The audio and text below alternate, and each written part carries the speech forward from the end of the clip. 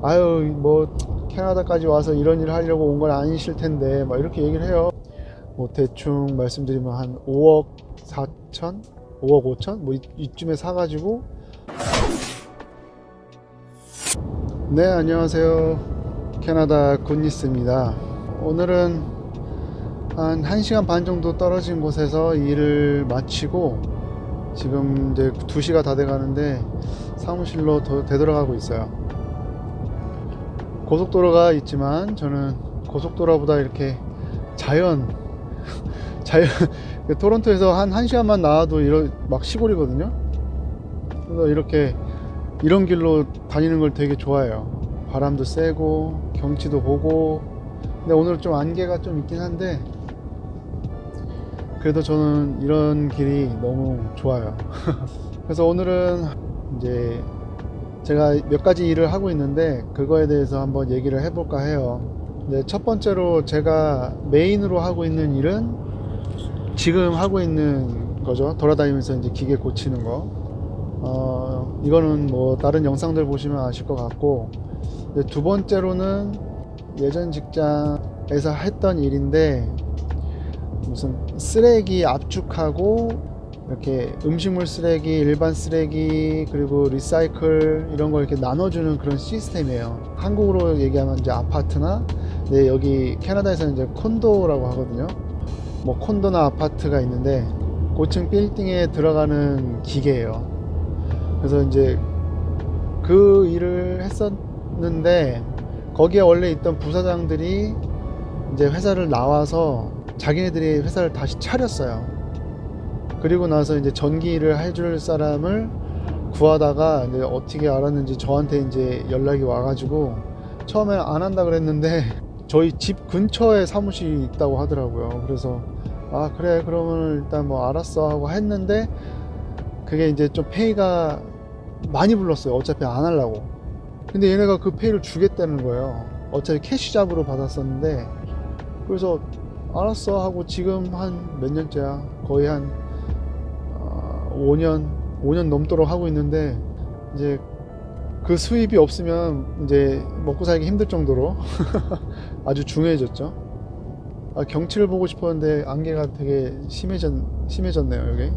어쨌든 이제 그 일을 하다 보니까 이제 돈벌이가 괜찮아서 이제 열심히 하고 있고, 그거는 이제 뭐 컴팩터라고 해서 쓰레기 막 압축하고 뭐 아무튼 박스도 압축하고 무슨 압축하는 기계예요. 압축하는 기계고, 그리고 또 하나는 이제 디바이더라고 해서 재활용 음식물 쓰레기 뭐 일반 쓰레기 이렇게.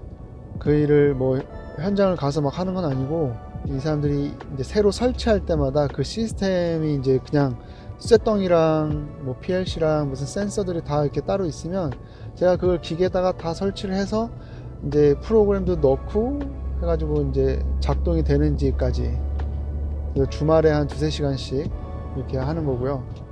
이 일을 했을 때 생각나는 게 하나 있는데 그러니까 예전 직장에 다녔을 때 일단 이게 쓰레기잖아요. 사람들이 좀 꺼려할 수도 있는 그런 일이죠.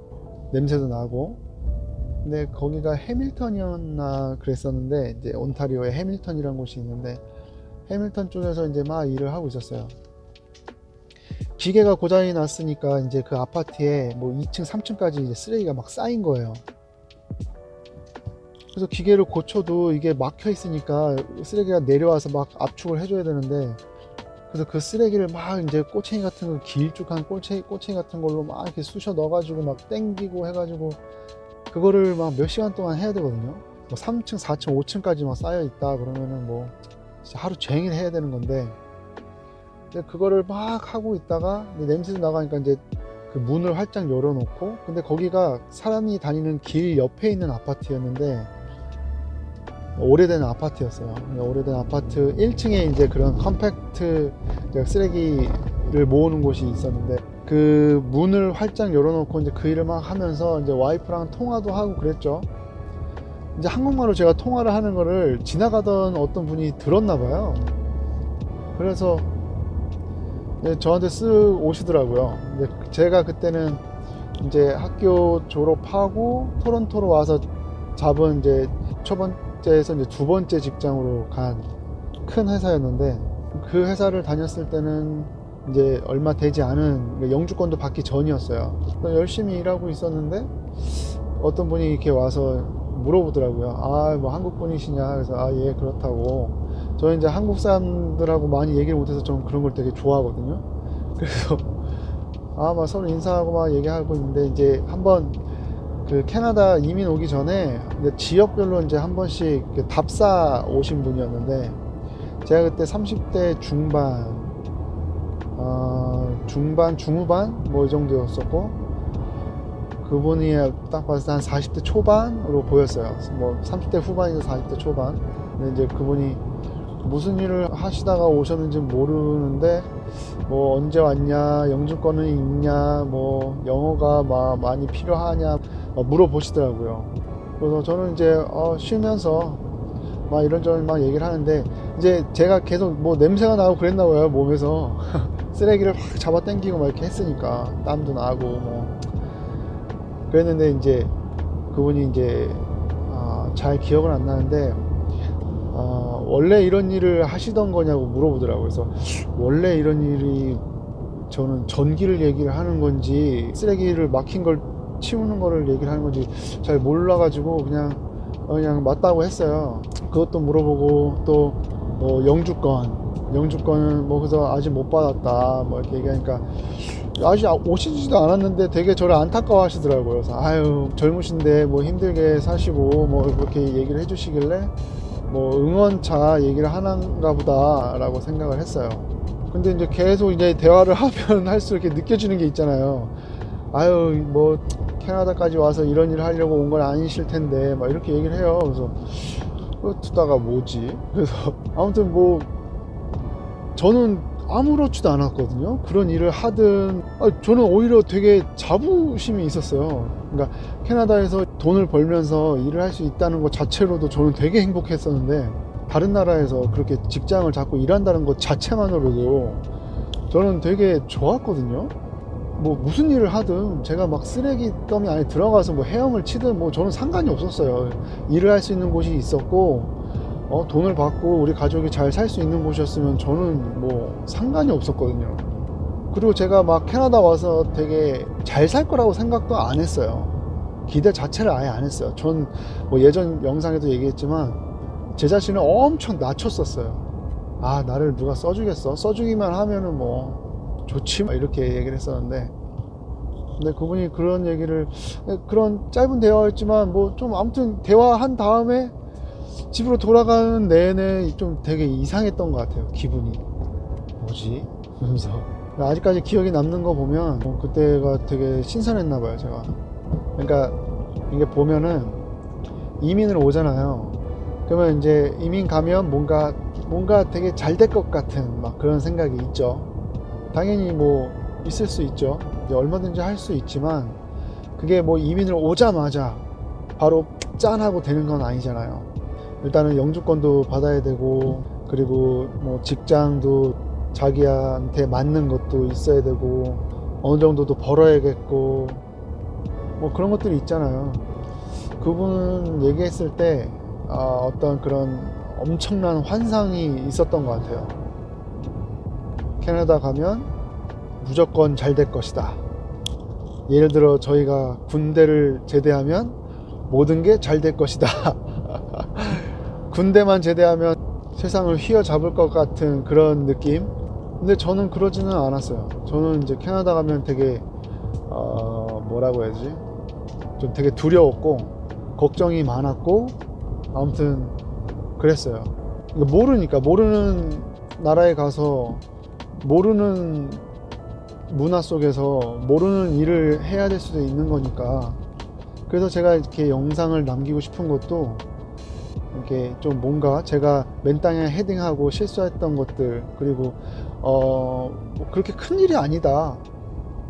물론 이제 전공을 안 하신 분들한테는 이게 어렵고 뭐 이럴 수도 있겠지만, 생각처럼 막 뭐 아예 사람이 못할 정도로 막 다른 나라 가서 무슨 일을 하는 것 자체가 뭐 안 될 거다라는, 저는 그렇게 생각했기 때문에, 그래서 좀 보여드리고 싶어서 이렇게 영상을 찍는 거고요. 아무튼 이제 두 번째 잡은 이제 그렇게 쓰레기 관련된 장비를 하는 거다라는 걸 알려드리고 싶었고, 이제 세 번째로 제가 하는 거는 제가 이제 영주권을 받고 집을 샀어요. 근데 이제 도시 근처 이제 한인들이 많이 사는 동네는 일단 다 비싸죠. 비싸고 제가 뭐 저 올 때를 여기 2013년도에 올 때 결혼할 때 부모님이 해주신 거 그거 1억 전세금 그거 빼서 온 게 다거든요. 근데 그것도 이제 저 2년 동안 학교 다니면서 생활비 하고 뭐 집세 내고 하면은 남는 게 없어요. 그러니까 이제 별의별 일을 다 하게 된 거죠. 학교 다니면서도. 그래서 영주권을 받아서 바로 이제 집을 사야겠다. 왜냐면 렌트비가 그 월세로 내는 게 너무 아까운 거예요. 그래서 남는 것도 없고. 그래서 어떻게든 집을 사야겠다. 그래서 막 이리저리 알아봤어요. 왜냐면 그때 회사도 몇 년 다녀서 이제 고정 수입이 있고 그걸 증빙할 수가 있으니까 이제 모기지가 나올 거라는 건 알았거든요. 그래서 이제 여기저기 알아봤는데 이제 도시 근처에는 방 하나짜리나 뭐 방 두 개짜리 그러니까 콘도, 그리고 조금 올라가면 이제 작은 타운하우스나 이런 것들. 그래서 자꾸 집들을 보면은 욕심이 생기잖아요. 좀 넓은 데 살고 싶고 큰 데 살고 싶고 저런 집도 살고 싶고 막 그러다 보니까 거의 뭐 1시간 정도 막 올라가는 그 벨이라는 곳이었는데 그때 코로나 전이었거든요. 그래서 그나마 집값이 그렇게 이미 많이 비싸졌지만 2016년, 2017년쯤에 이제 차이나머니, 뭐 홍콩 사람들 막 우르르 오면서 집값이 거의 막 2배 오르고 막 그랬었어요. 그래서 나는 이제 늦었다. 좀만 더 일찍 집을 샀었으면 좋았을 텐데 늦었다라고 생각했는데 그때라도 사길 잘했던 게 뭐 그때 아니었으면 지금 집을 절대 못 사죠. 그래서 그때 이제 코로나 전이었는데 어떻게 운 좋게 해가지고 집을 샀어요. 하우스 이제 외곽이니까 좀 저렴하죠. 그래서 얼마지? 1억 정도 내고 한 4억 빌려가지고 한 5억 좀 넘는 거, 5억 5천인가? 뭐 이러다는 그래도 큰 하우스를 샀어요. 그 가라지도 2개고. 그래서 거기에서 좋았죠. 먼 거만 빼고. 왜냐면 직장까지 날마다 왔다 갔다 2시간씩 운전을 해야 되는데 그게 힘들었죠. 그래서 이제 세 번째 잡이라고 해서 말씀드리고 싶은 거는 집을 샀잖아요. 일부러 좀 안 좋은 집을 샀어요. 뭔가 안 돼 있는지, 뭐 지하가 안 돼 있거나 아니면 고칠 게 많은 집을 샀어요. 왜냐면 제가 이제 막 이것저것 아르바이트 같은 거 하면서 이제 배운 것들이 있으니까 내가 그냥 고치면 된다. 막 고치는 거죠, 제가. 왜냐면 여기는 사람 부르면 뭐 몇 천만 원이에요. 뭐 바닥 가는 데도 1,000만 원, 뭐 주방 가는 데도 2천만 원, 뭐 레노베이션 조금만 하면 거의 후딱 1억 나가고 막 그러거든요. 근데 이제 뭐 탈탈 털어가지고 집을 샀는데 돈이 없잖아요. 그래서 제가 이제 생각한 거는 그런 좀 안 돼 있는 집을 사서 내가 고쳐서 그리고 다시 좀 좋은 가격에 팔자. 이게 이제 저의 세 번째 잡인 거죠. 이게 근데 시간도 많이 써야 되고 힘들고 오래 걸리고 좀 그랬어요. 그래서 첫 번째 그 베리에 있는 집을 사서 뭐 대충 말씀드리면 한 5억 4천, 5억 5천 뭐 이쯤에 사가지고 8억 8천인가 네, 팔았어요. 그래서 그때 수익이 좀 많이 생긴 거죠. 그게 이제 집을 고쳐서 생겼다기보다는 그냥 코로나 때 집값이 전 세계적으로 한국도 마찬가지고 엄청 올랐잖아요. 그래서 제가 좀 혜택을 본 케이스예요. 근데 저는 이제 팔 때 이제 집값 떨어질 때 팔아가지고 다 안 팔리더라고요. 안 팔려가지고 몇 달 갖고 있었는데 그나마 이제 제가 고친 것들 때문에 좀 팔리지 않았나 뭐 그런 생각도 있어요. 뭐 나중에 보여드릴 기회가 있으면 보여드리겠지만 이제 지하도 했고 문짝도 다 갈고 뭐 유리창도 갈고 바닥도 하고 천장도 없애고 벽 있던 것도 없애고 뒷마당에 바닥도 깔고 뭐 뒤에다가 그 썬룸이라고 해가지고 뭐 그런 것도 하나 지었어요. 지붕 있는 걸로 그런 것도 짓고 뭐 쉐드라고 해서 뭐 짐 넣어놓을 수 있는 것도 짓고 뭐 아무튼 이것저것 엄청 많이 했어요. 그래서 이제 그걸로 해서 좀 집 밸류를 높이는 거. 이게 근데 뭐 얼마 벌었다 이게 말하기가 되게 힘들지만 그래도 집값이라는 게 엄청 이제 비싸잖아요. 그래서 이거를 하고 안 하고는 막 몇천, 5천만 원 이상은 차이가 날 거란 말이에요. 새로 이사 온 지금 집도 진짜 뭐 약간 사람이 살 수 없는 그런 집을 사가지고 멀쩡한 집이에요. 근데 안에 집주인이 상태가 안 좋아가지고 엄청 되게 더럽게 하고 살았던 그런 집이라서 지금 집을 완전히 다 뜯어 고치고 있죠. 1년 동안 뜯어 고쳤는데 아직도 뜯어 고쳐야 될 게 한 2, 3년 더 걸릴 것 같아요, 보면. 근데 그게 이제 일단은 어떻게 보면 되게 큰 부분이에요. 제가 돈을 버는 것 중에서 뭐 메인 잡이 돈은 꾸준히 들어오지만 돈 버는 거는 이 세 번째 집 고치는 게 제일 크지 않을까 싶을 정도로, 왜냐면 이게 밸류가 확 오르는 게 막 그 단위가 크니까 막 억대가 올라갔다 내려갔다 막 이러니까 이게 되게 좀 큰 것 같아요. 그래서 일도 힘들고 오래 걸리고 혼자 하다 보니까, 그래서 이것도 이제 제가 하고 있는 세 번째 잡이라고 하면 잡이죠, 이거고. 그리고 네 번째가 이제 지금 제가 하고 있는 일이죠. 유튜브는 이제 제가 유튜브 하기 전에는 카페 같은 거 있잖아요, 캐나다 카페, 그런 데 가서 글을 엄청 써요, 저는. 그러니까 제가 겪었던 일들, 그러니까 영주권 받기 전에는 영주권에 관련한 그런 정보, 그런 거를 엄청 올렸었어요. 지금은 안 하지만 그때는 진짜 이 카페 저 카페에서 저는 그런 거를 알려주는 게 되게 좋았어요. 그러니까 내가 맨 땅에 헤딩한 걸 좀 이렇게 같이 공유하는 거. 지금 유튜브 하는 것도 같은 맥락이겠죠. 그래서 일단 뭐 작게나마 모든 다른 분들한테 좀 도움이 됐으면 하는 바람으로 그러고 하고 있어요. 네, 그렇게 해서 아주 바쁘고, 근데 또 이렇게 돈을 번다고 해서 뭐 넉넉하냐, 뭐 그건 아니에요, 사실. 미국이나 캐나다에서 뭐 연봉 1억 뭐 오지 마세요 뭐 이렇게 나오는 글들 있잖아요, 그런 영상들 있잖아요. 그게 뭐 그냥 그 사람들이 지어낸 건 아닌 것 같아요. 저도 나름 많이 번다고 생각을 하는데, 왜냐면 일도 많이 하니까 뭐 저금은 못 하는 것 같고 계속 뭐 아껴야지 살 수 있는 그런 상황.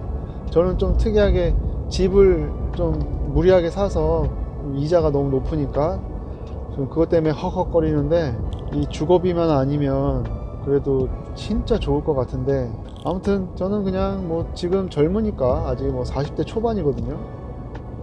뭐 젊으니까 젊을 때 빡세게 일하고 나중에 편하게 좀 있자라는 생각으로 지금 이것저것 아주 열심히 하고 있어요.